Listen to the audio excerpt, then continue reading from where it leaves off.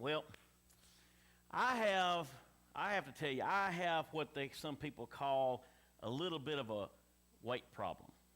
Okay, the reason being is because I try to go to the gym, try to do things like this, try to lose weight, and the next thing you know, somebody brings up a holiday called Thanksgiving. I'll give you my top 5 favorite Thanksgiving dishes, I guess you'd say, okay?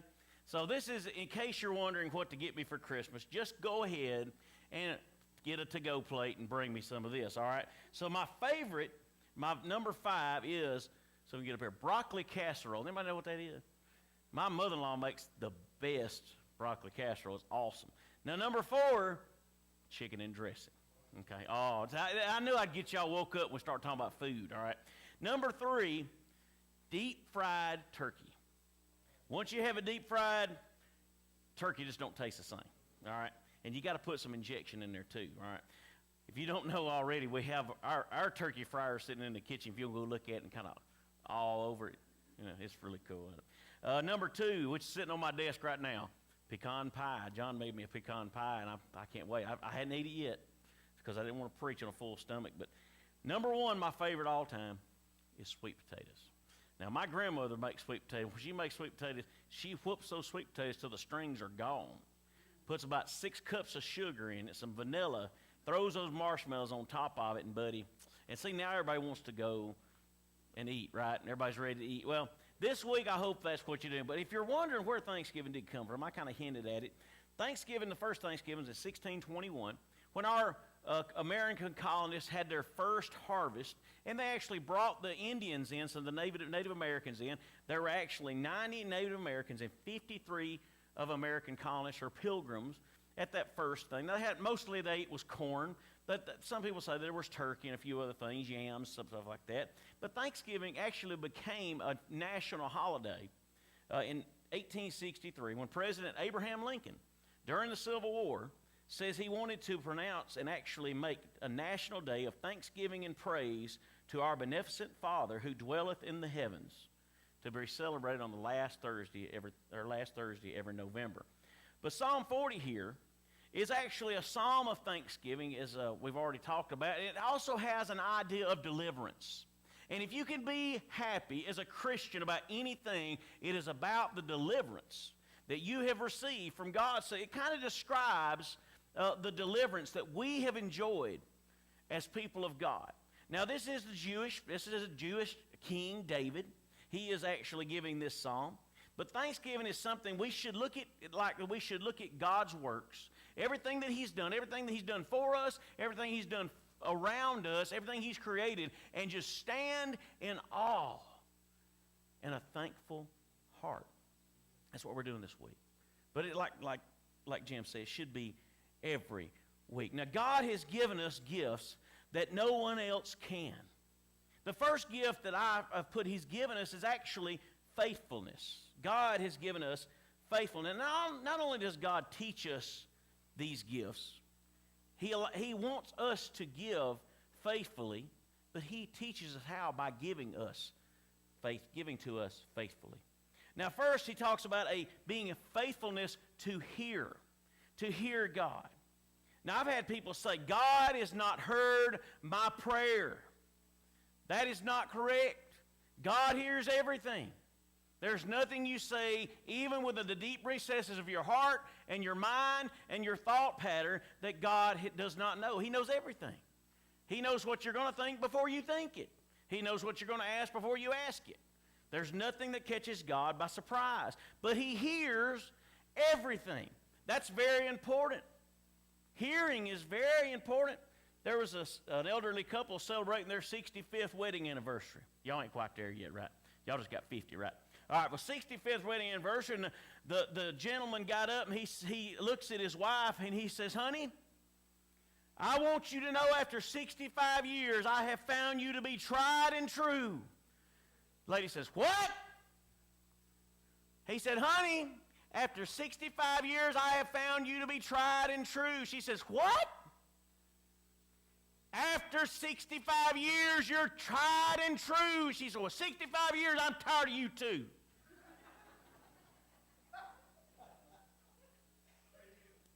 It's very important to hear, but you got to understand, God hears everything. There's not anything God does not hear. He is always thinking and doing for you. This word, he starts out in verse 1, it says that I waited patiently on the Lord. Now this word is always used to describe an eager expectation. Not about, God, I'm waiting on you again. It's like, God, I'm waiting. I can't wait to see what you're going to do at this situation. I've waited patiently. This is an expectation of what God is doing because you know he can do it. Our prayer life is so weak today because we say, God, if you want to, if you think you might be able to. We're so cautious because we're afraid God might say no. And we don't want to limit God to things. But when you pray in a negative, weak, sissy pattern, you are limiting God because he wants to do everything. Now, it says he inclined to me. Now, I looked at this word in the Hebrew, and it just didn't make any sense. It really didn't give me the idea, but I don't know what inclined means necessarily, but I know what recline means, don't y'all? Do y'all have a recliner? Which way do you go when you recline? Well, which way are you going to go when you incline? Can you see that? That's what God, he says he inclined to me. He turned, he bent down. Sometimes we think, God, you're not hearing when he's actually calling you into the huddle. And let's get things straight. He inclined to me. And then it says he heard my cry. Now, there's a lot of crying in the Old Testament. If you haven't noticed that, Old Testament actually has 2 books written by the prophet Jeremiah, which is called the Weeping Prophet. He wrote the book of Jeremiah. He also wrote Lamentations, which is crying. He's crying all the time. Why? Because of Israel and how they've fallen away from God. There is a cry all the time. This is the only time this word is used in the entire Bible, Greek or Hebrew. And it is a crying to God. It is a mourning because we know that he can do it. And we're saying, God, I need it. And I know you can do it. And I'm just waiting on it. But then he goes on, he says he's faithful to help. Verse 2, it says he drew me up. Another time this word is only used once. He drew me up. Now think about this. God inclined, grabbed, and helped him back up. That's what the language is saying. Because when God comes to help you, a lot of times you are as far down as you can get. And God knows he cannot help you up unless he helps you all the way back up. There's a song by Among Thorns that actually says that it's called Embrace This Place. And it has the idea of draw me near to your heart. It's like God holding your head against his chest. And he says, let me hold my head against your chest. Draw me near, face to face. And it's the idea of God picking you up, bringing you back up, and saying, here, you are face to face with the Lord of glory. And that's what this whole thing is. He says, you brought me up out of the pit of destruction. Now, that doesn't sound very good, does it? No, he brought me out of the pit of destruction. Now, when it talks about drawing someone up, and it also says a pit of destruction, every time it means take me out of a very sticky situation. Have you ever been in a large crowd of people? Okay, if you haven't, go to Walmart come this Friday morning at about 6 o'clock. Go try to fight your way to get that 50-inch TV for $219. I have seen fights. And I'm not talking about, oh, that's my TV. I'm talking about fist fights. I've seen sheets. They were $20 a set thrown over the head because that's not the color they want. And people in the back are knocking each other down to get those $20 sheets. It makes no sense, but it does. And what it's saying is that you're caught in the midst of all this craziness. God picks you up and lifts you away from it. He said, he drew me up. The word for a horrible pit is what the King James says, is mibar. Mibar. It sounds like me bored. That's what it sounds like to me. Have you ever been just bored? I'm talking about so bored, and you think, God, please rescue. Y'all remember that commercial? I'm too old. I'm showing my age. Calgon. Take me away. I wish Calgon worked that way. It just don't work as good. There's times where I've been sitting in, and it's usually a Baptist meeting. I think, God, Jesus needs to come right now. Take me out of this destructive pit of Baptists that can't get things right. But that's just me. Maybe you like it. I don't know. He says, pull me out of the miry clay. This word is really used because I am stuck. Have you ever been in miry clay? Have you ever walked around in the side of an old creek bed with maybe you have some boots on or some tennis shoes, and you walk up, next thing you know, you have a bare foot? That's miry clay. I mean, that's it. Because you come out, and you ain't got what you had on your foot, and you lucky you got your foot. That's the clay I walked in. I don't know about you. I grew up around Sand Mountain area. That's a nice red clay out there. You get in some wet red clay, give up on your shoe. You ain't getting it back. I have single shoes all over the place from when I lived in Scottsboro because it was so nasty. That's what it is. See, what you got to see is, what you're seeing here is God says, look, I know you can't get your shoe out, but I can. I know you can't walk across that thing, but I can set you on a solid foundation, and that's what he does. He has a faithfulness to help.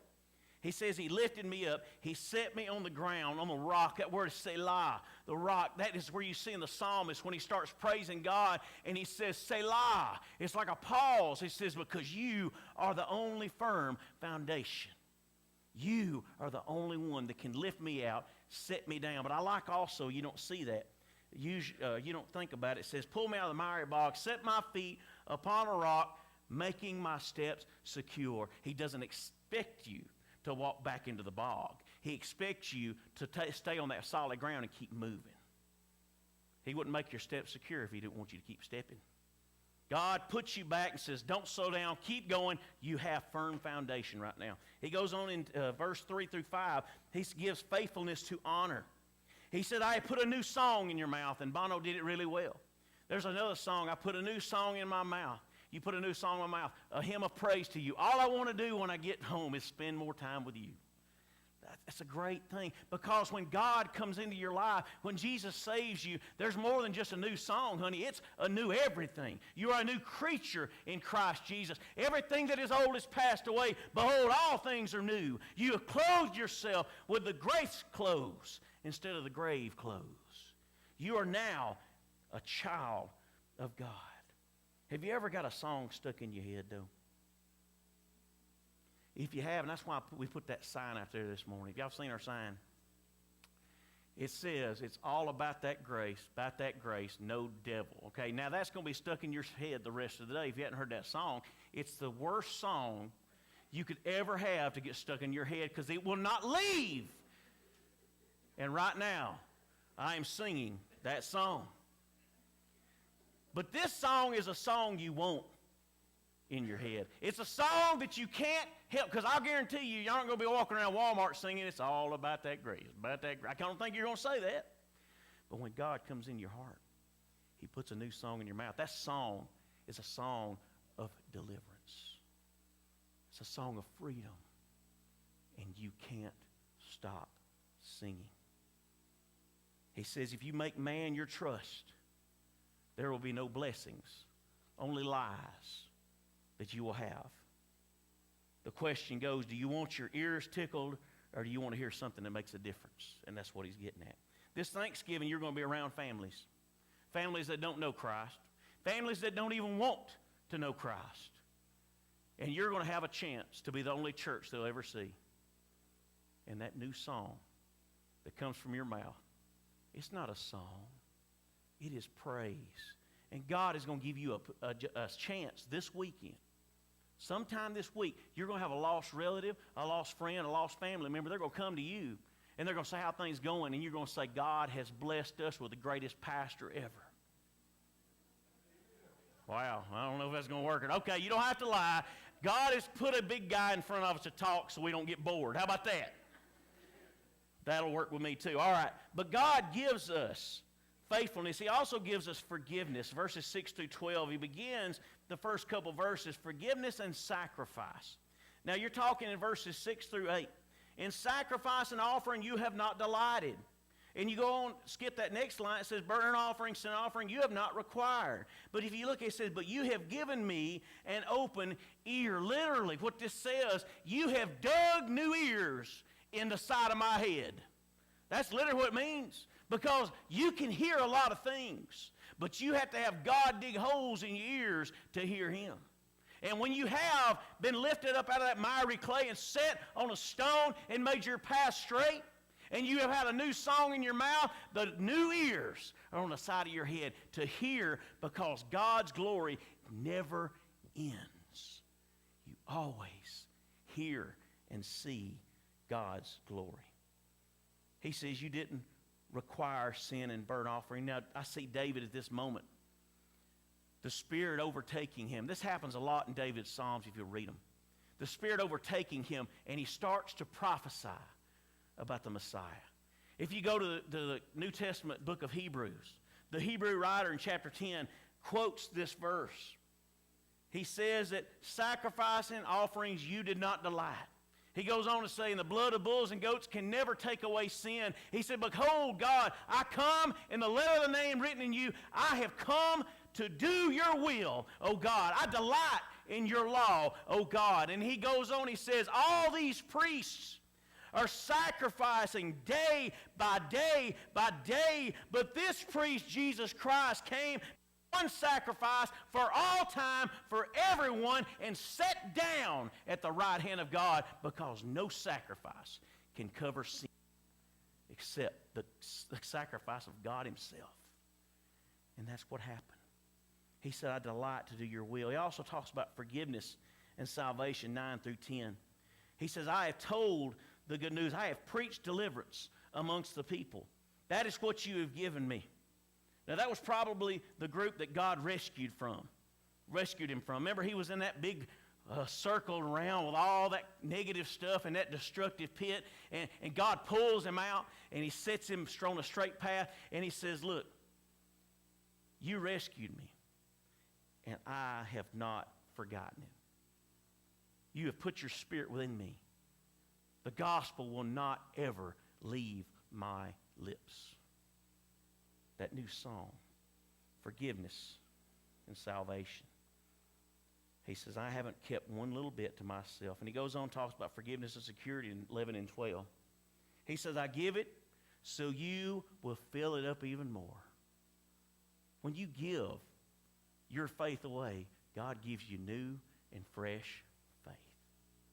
You can't empty the grace bucket. It never stops being filled.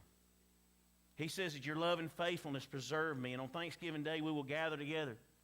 And they're going to be family, friends, relatives that have been stuck in that miry clay. And you're going to have the chance to tell them, look, I know your time right here seems really rough, but God has pulled me out of that. He pulled me out. He heard my cry.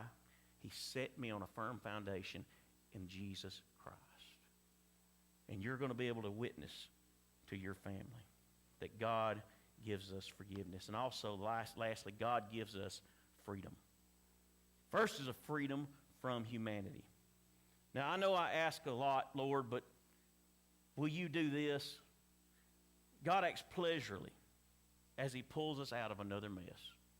You know, that doesn't seem right to us, does it? When I say, I am in a big mess, I need you to help me, and you come and help me out of that big mess, and I get right back in that big mess again, what are you going to tell me? You shouldn't have got back in that big mess. What does God say? Well, get back out. Come on. Why? Because every one of us are going to continually be in big messes. But God takes pleasure in helping you out of those messes. That's not human. God's not human.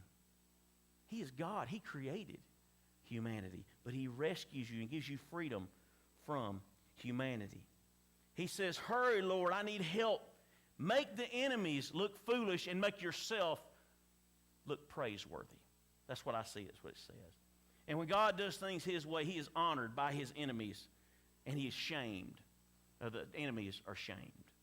when God does things His way. And I love that. I love that next verse down. It says, let me read that to you because I love it. It says, let those be appalled because of their shame who say to me, aha, aha. And you say, well, what is aha, aha? It means exactly what that means. Aha, I saw you. Jim, I know you didn't act right over there the other day you ran me off the road. I caught you. I've told you before, you're a Christian, you make a stand for Christ, people put you on a pedestal and look and throw rocks at you until you are knocked off. That's what they want. And you get back up off that ground, you get back up on that pedestal and say, come on, hit me again. Aha, all you want, because I am a child of God. Don't let people get you down. When you find yourself neck deep, that's hard to say, in sinfulness, ask God to pull you out. He gives you finally freedom from harm. Those who seek will be happy in you. Those who seek. And he goes on, he says, I am poor and needy. Now, David is a king of Israel. He was never poor and needy. He had all he needed, right? If he didn't have some, he went and took it. So how is he poor and needy? Very simple. God is all you need. And he felt like God was not there. He knew that God had done so many things, and he's saying, Lord, hear my cry. You have done so many things. I have told people how much stuff you've done for me. So do not delay. He seems to long for the Messiah to set things straight.